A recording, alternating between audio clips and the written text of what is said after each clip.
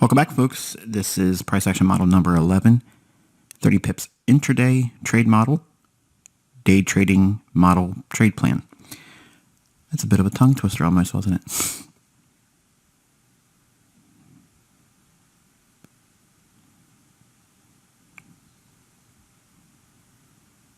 All right, ICT price action model number 11, 30 pips intraday trade plan, day trading model.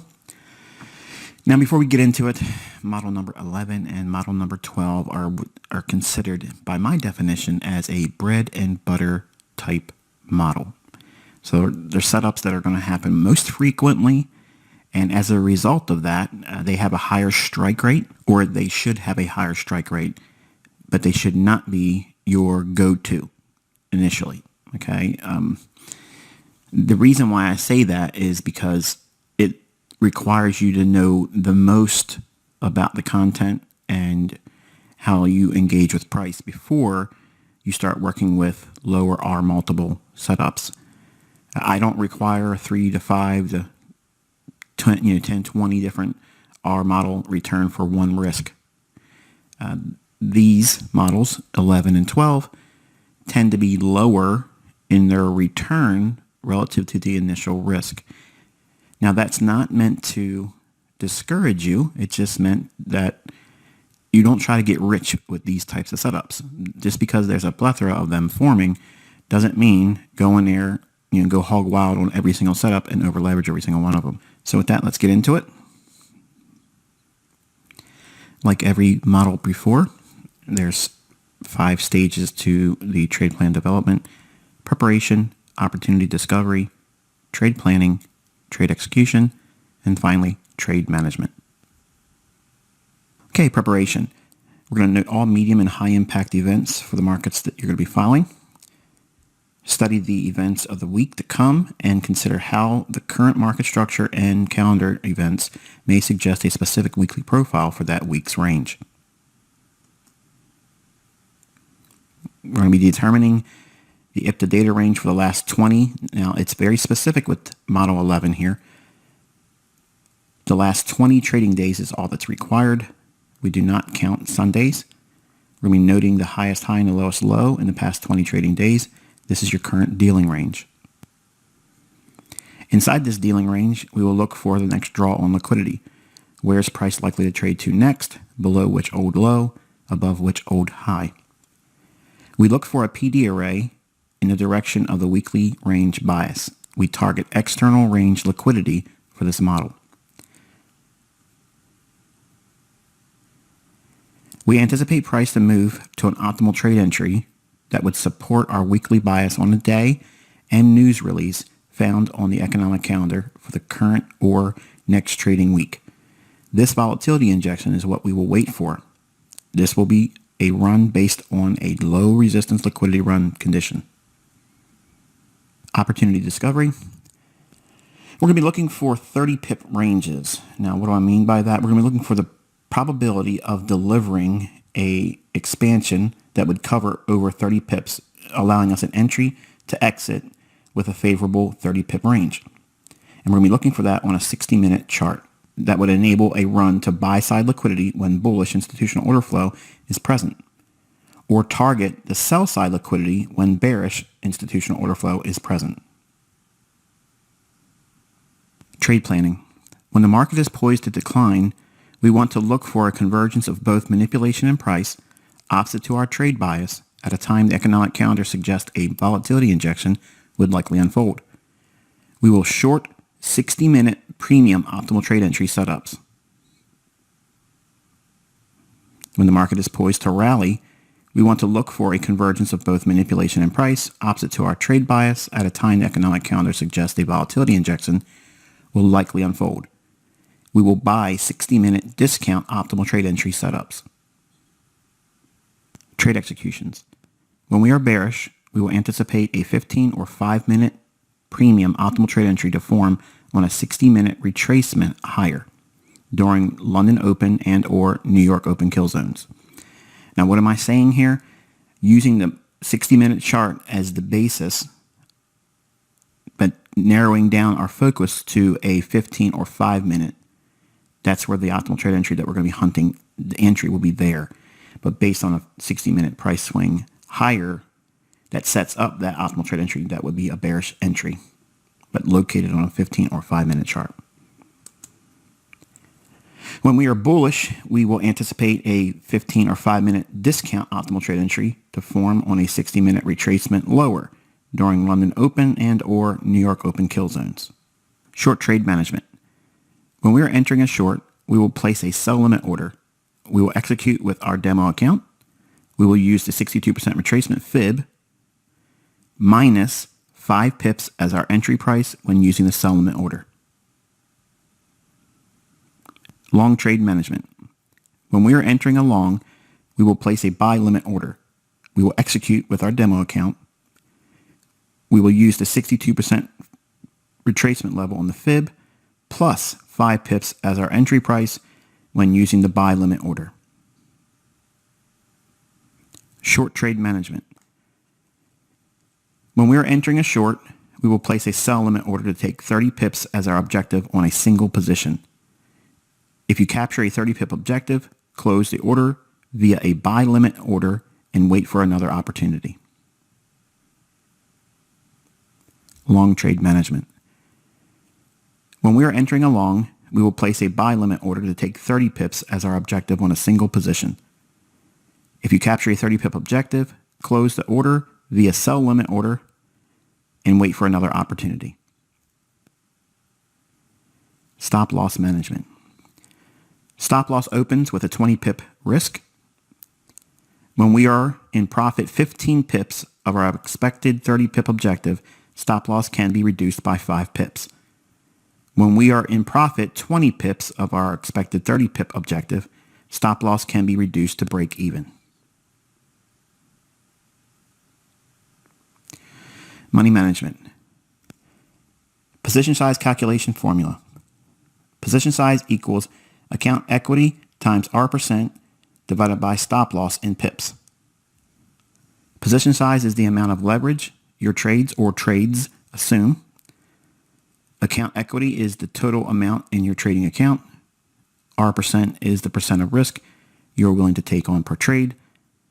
The difference between the entry price and your stop loss is the number of pips you will use to divide the result of equity times R%. Okay, in our example, our hypothetical account equity is 10,000 US dollars. Risk per trade, 1% or 10,000 times 1% or 100 US dollars. Stop required for the trade is 20 pips. In micro lots or 1K leverage each, which represents 10 cents per pip. 20 pips times 10 cents equates to 2 US dollars. $100 divided by $2 equals 50 micro lots per trade or 1% of the account equity. We're always rounding down. In our hypothetical example here, using mini lots, everything remaining the same, 10K leverage, which would represent $1 per pip. 20 pip stop loss required at $1 per pip equates to 20 US dollars. So $100 divided by $20 equals 5 mini lots per trade or 1% of the account equity. Again, always rounding down. And finally, for standard lots, it's not favorable and does not accommodate for that size leverage. If your demo account takes a loss on a trade and it is the full R% you assumed, drop the R% by 50%, and when the loss is recovered by 50%, you are permitted to return to the maximum R% per trade. If the reduced R% trade assumes a loss, reduce the R% by 50% until the previous trade loss is recovered by 50%. If you take a series of 5 winning trades in a row, drop your R% by 50%. You are likely to assume a loss eventually, and this will build in equity leveling and reduce the likelihood of a large drawdown. You want a smooth equity curve that slopes or stair steps higher, not erratic distribution with deep declines. Start backtesting. Collect multiple sample sets with this trade plan. If you're unclear about some of the process, rewatch the lessons for this price action model. I will provide sample sets, but do not rely or wait for mine. Dig into your charts and study what was provided here. This is the algorithmic theory lecture and discussion for price action model 11. This is a day trading model, and it stocks 30 pips per trade. Obviously, the benefit of looking for a weekly expansion, like most of the models, we're looking for that. This one here, it targets old daily highs and lows, and this is one that's going to repeat a lot too. You can see a lot of setups form over the week with this because daily highs and lows have a lot of built-in liquidity. So if we're bullish, I like to look for previous day's highs, intra-week highs, last week's high, that type of scenario for runs on liquidity. But since we're usually below an old low and we're bullish, we're basically entering on internal range liquidity and utilizing external range liquidity to get us our hopefully profitable exit. But I kind of want to talk a little bit about how we don't need the weekly range expansion or the targets that would contribute to why we would expect the weekly range to expand bullishly or bearishly and still find setups. Okay, so again, it's not about being right. It's not about being accurate all the time. It's a matter of finding setups that allow the volatility to push market price from where you enter to where it allows you a profitable exit. And it doesn't need to go to your target. That's basically the same thing with all the models in every trading aspect. If you demand perfection, you're guaranteeing imperfection forever because you're never going to get anything except for frustrated. So I want to talk a little bit about how we can use this model and also not requiring it to be perfect. So let's assume for a moment you're sitting down at your desk and you're considering the Australian dollar and the weekly range expansion. In each one of these candles is obviously a weekly candle. At the time of this recording, it's Wednesday, June 1st, 2022. And it would be reasonable to anticipate the weekly range to maybe run up into this area here, maybe even revisit this area. Why? Because we've already taken sell-side liquidity out here. Now we have taken buy-side here, and we've took out sell-side. So we're likely to go back into this range from high to low, and there's a small likelihood that we could get it to go to that level. So this right here would be a reasonable assumption for a draw on liquidity. This does not need to be traded to find profitability. And that's the benefit of having something like this model because it's very small in terms of its expectation for pips or points or handles, whatever you're trading. So on a daily chart, we're looking at the previous day. This is equivalent to what would be Tuesday's trading or May 31st, 2022. So I'll have the high basically noted there, and I'm expecting price to make a run above that. But using this area here, these relative equal highs, the gap over here, that's my draw on liquidity. Okay. Now, I did not take this trade, obviously. I have not been trading Forex for a while, since you all know that. But I want to kind of give you an idea of what may unfold and how this is not something that should plague your development. In fact, it should encourage you. The likely draw on liquidity to this level here and reaching above yesterday's high is enough to warrant a likely bullish scenario. So bias going into Wednesday's trading for Australian dollar should have been, and this is obviously with the benefit of hindsight, but I think I've earned that right to be able to talk like that, I think, now. But if we go into a lower time frame chart, all right, here's June 1st trading, and we had sell side taken right here, consolidated, had sell side build up underneath there, and the market dropped down, rallied, and then rammed up above previous day's high, but notice it did not reach to that objective. It collapsed and went down below this low here. Is this a failure? No. If you go down to your 15-minute time frame, this is your bellwether chart, you can see we have the run from this low up, consolidated, created a pool of liquidity for sell side. The market drops down at midnight, creates a Judas swing, then rallies. Comes back down in. Does this fair value gap and order block support price? Yes. So we have buy side here, that's obvious, here, and then we have the previous day's high, and we have that draw on liquidity that could be a longer term, higher time frame draw on liquidity. So when the market starts to rally again, this is London Open, so 2 o'clock to 5 o'clock in the morning, it rallies once more. It shows a nice energetic candle to the upside. Creates a fair value gap. It drops down into consequent encouragement. That's a buy right there. You can be long there and expect the previous day's high to be ran out. Then, because you're expecting the likelihood of that higher time frame draw on liquidity where the weekly range may expand up into those relative equal highs, this is a larger, higher time frame draw on liquidity. It doesn't go to these all the time right from Jump Street. In other words, it doesn't have to go right from here, straight line up to that. That's a lot, and it's a big movement there. So it would be reasonable for it to obviously at least run above the previous day's high, which is this level here. But if it goes above previous day's high, how can we anticipate how far it can go? Well, in the simplest of terms, look at where we're at. We're at 0.7205. So 10 pips above that would be what? 0.7215. 10 pips above that would be 0.7230. So essentially about 25 pips above with increments of 10 in your scaling, and it goes up into New York Open. So we had previous day's highs taken, 25 pips above previous day's high, all on this run up into, going into New York Open, then it collapses. Is it reasonable to assume that you could be going long here, taking a partial at previous day's high, or just below it before it runs it, then 10 pips above the high, and 20 pips above the previous day's high?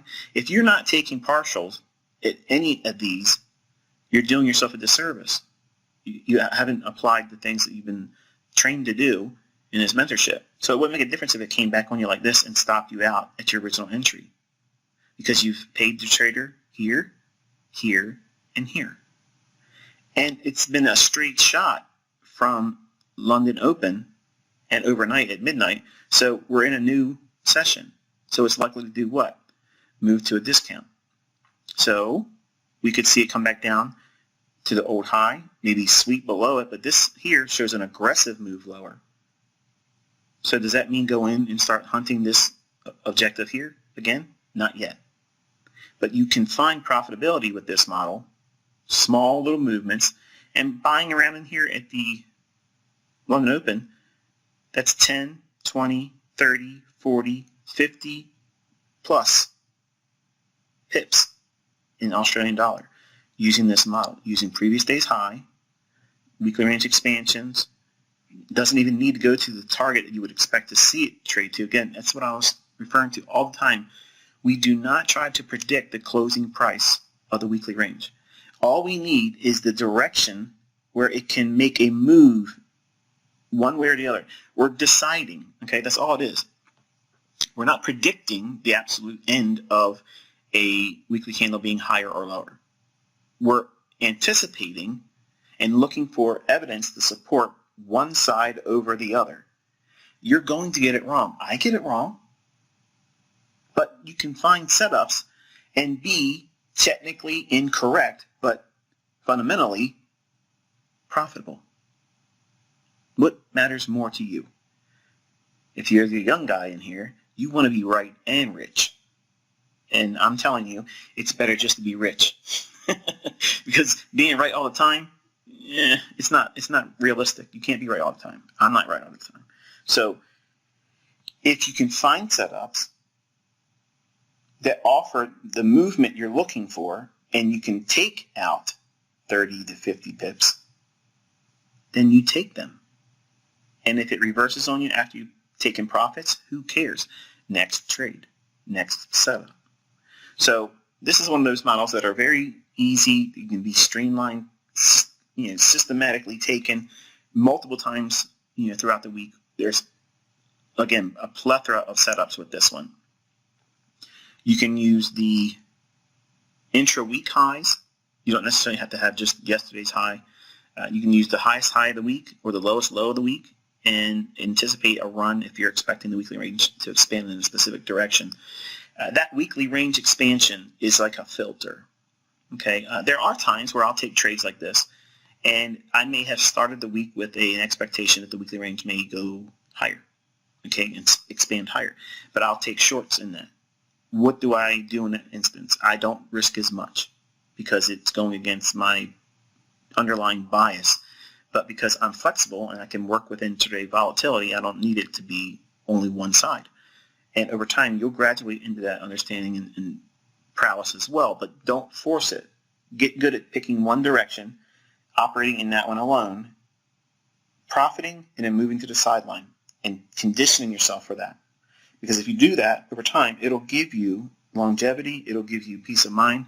You won't be wrestling with the, well, I got to take another trade, or fear of missing something. These setups form, every single day there's something to trade with this model. Every single trading day, this one appears. Whether it's a futures contract, a commodity, a bond market, an index future, it's there. I haven't looked at crypto, but I'd be interested to know if any of you are able to see this type of model form frequently in crypto. I don't look at crypto enough to know, but I would venture to say it probably forms a significant amount of time over the course of a month. And then dropping down into a 5-minute chart, you can see all of the business here. Really nice delivery, rebalance to the gap discount low here, and consequent encouragement of the higher time frame, right in London Open. And you can see all the down close candles and gaps are being supported at price. And right before we leave the London Open kill zone, it starts to run. Then we have our typical 5 o'clock to 7 o'clock in the morning consolidation. And then it starts running right up into New York Open. Notice it does not come down to kind of retracement. It's just consolidation and run straight away. That is a straight line run. And they typically can set up your New York Open or New York session market reversal profiles. Not all the time, but generally it can happen. And today, the 1st of June 2022, we had the dollar find some bullishness this morning, so it started to run up a little bit, causing all of this here. And I think that's going to be it for this one. Hopefully you found this one insightful. Until next time, be safe.